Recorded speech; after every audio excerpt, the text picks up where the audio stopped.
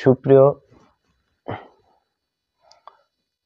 সুপ্রিয় ষষ্ঠ শ্রেণী, সপ্তম শ্রেণী, অষ্টম শ্রেণী, নবম শ্রেণী ও দশম শ্রেণীর শিক্ষার্থী, আজ আমি তোমাদের জন্য টেন্স নিয়ে আলোচনা করব।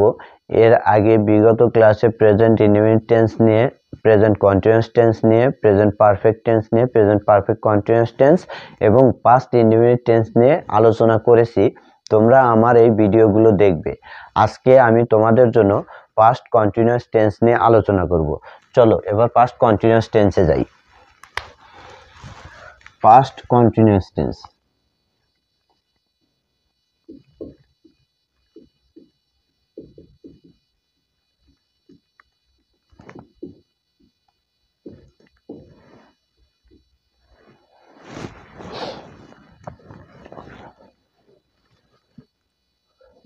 অতীতে সংজ্ঞাটা আমরা আগে বলি।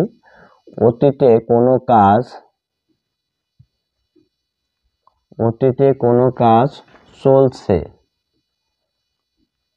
বা চলমান বুঝালে, চলছে বা চলমান বুঝালে পাস্ট কন্টিনিউয়াস টেন্স হয়।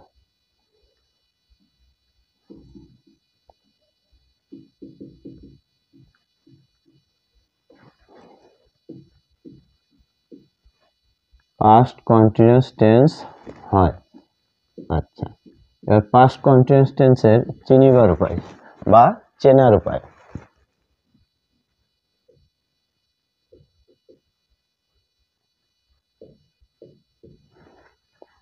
বাংলা বাক্যে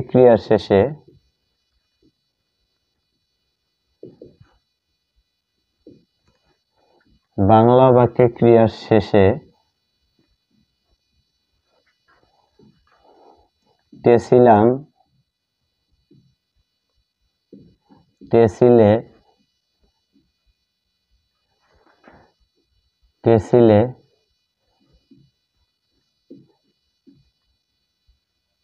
তেছিল, তেছিলেন, তেছিলাম, তেছিল, তেছিলেন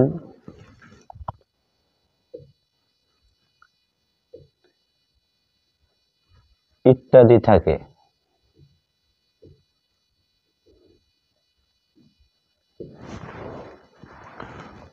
structure,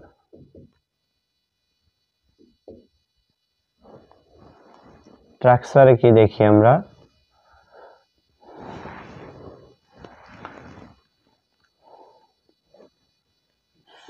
subject plus was oblique war, এখানে সাহায্যকারী ভার্ব থাকবে ওয়াজ ওয়ার, প্লাস ভার্ব এর সাথে আইএনজি, ভার্বের সাথে ING, plus object oblique extension oblique complement. আচ্ছা, আমরা স্ট্রাকচার অনুযায়ী এখন আমরা একটা উদাহরণ লিখব। যেমন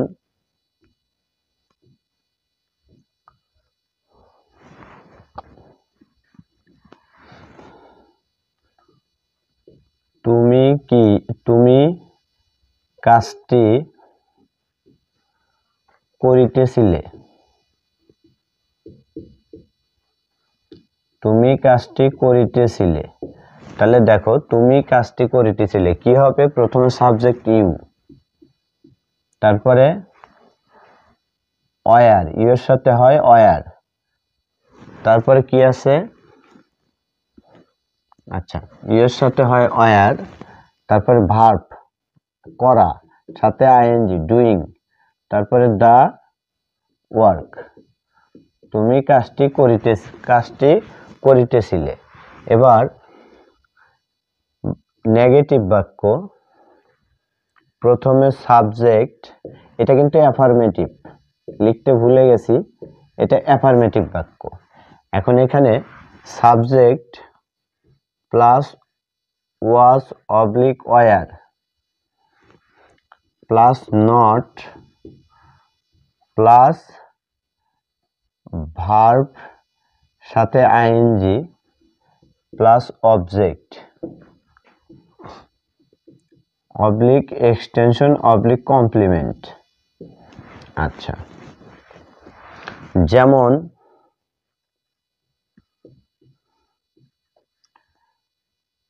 সে নদীতে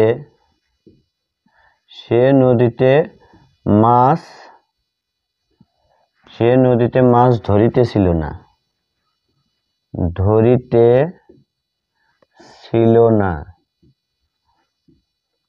সে নদীতে মাছ ধরিতেছিল না, তাহলে কি হবে? প্রথমে হি সাবজেক্ট, তারপরে হি এর সাথে ওয়াজ, তারপরে নেগেটিভে not, he was not, catching হবে CATCHING, catching fish in the river. সে নদীতে মাছ ধরিতেছিল না, তাহলে he was not catching fish in the river. এবার আসবো আমরা ইন্টারোগেটিভ। ইন্টারোগেটিভের গঠন, প্রথমে ওয়াজ অবলিক ওয়ার, তারপরে আসবে সাবজেক্ট প্লাস ভার্ব সাথে ING plus object plus object extension oblique complement plus question marks, অর্থাৎ প্রশ্নবোধক চিহ্ন। যেমন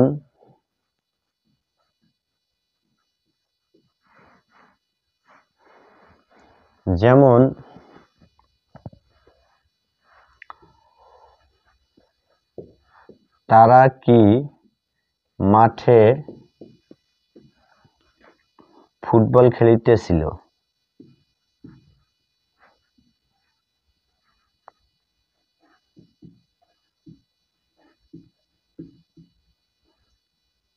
তারা কি মাঠে football খেলিতেছিল?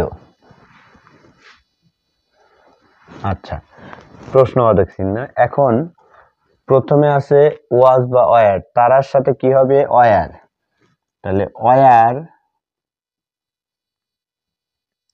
They playing, were they playing football, were they playing football in the field, প্রশ্নবোধক চিহ্ন। আচ্ছা, এবার আমরা যাব স্ট্রাকচার। পরের স্ট্রাকচারে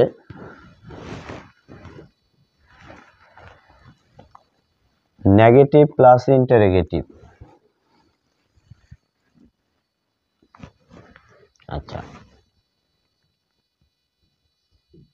negative plus interrogative. Negative plus ইন্টারোগেটিভে প্রথমে wasn't oblique weren't plus subject plus verb সাথে আইএনজি, ভার্বের সাথে ING plus object oblique extension oblique complement plus question marks. যেমন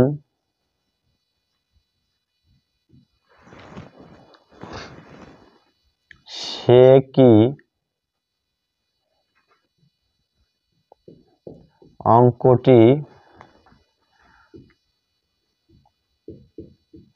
করিতেছিল না? সে কি অঙ্কটি করিতেছিল না, তাহলে এখানে না আছে, আবার এখানে কি আছে, তাহলে এটা প্রশ্নবোধক এবং না বোধক। তাহলে কি হবে এখানে? এটাকে বলা হয় ইয়েস নো অ্যানসারিং কোশ্চেন। আচ্ছা, তাহলে এখানে কি হবে? প্রথমে ওয়াজেন্ট, কারণ হি এর সাথে ওয়াজ হয়, তাহলে ওয়াজেন্ট হি ভার্ব হতেছে করা, ডু, তাহলে ডু এর সাথে ING, wasn't he doing the work, wasn't he doing the work, সে কি অঙ্কটি সরি ওয়ার্ক না, এখানে সাম হবে, সাম মানে অঙ্ক, SUM, সাম মানে অঙ্ক, ওয়াজন্ট হি ডুইং দ্য সাম। আচ্ছা, এখন দেখো একটু নোটটা খেয়াল করো, এই নোটটা জাস্ট ভার্বের নোট। এই ভার্বের নোট বলতে এই যে ওয়াজ এবং ওয়ার আছে, ওয়াজ এবং ওয়ার কোথায় কোথায় বসে দেখো। সাবজেক্ট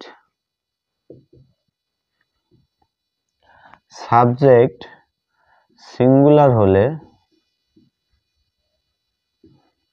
সাবজেক্ট সিঙ্গুলার হলে সাহায্যকারী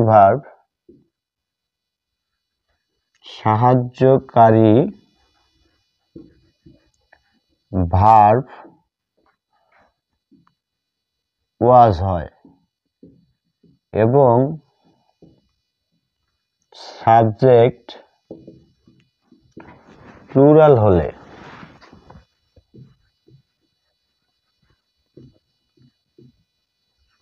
সাহায্যকারী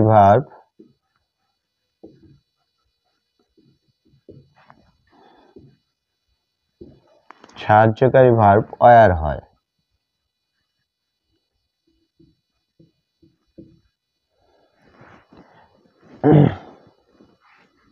আচ্ছা, এখন সাবজেক্ট সিঙ্গুলার প্লুরাল তোমরা একটু বোঝার চেষ্টা করবে। পাস্ট কন্টিনিউয়াস টেন্স আজকের মতো এখানেই শেষ, এরপর আমরা যাব পাস্ট পারফেক্ট কন্টিনিউয়াস টেন্স। ধন্যবাদ শিক্ষার্থী, তোমরা আমার এই ভিডিওগুলোকে দেখবে এবং সাবস্ক্রাইব করবে।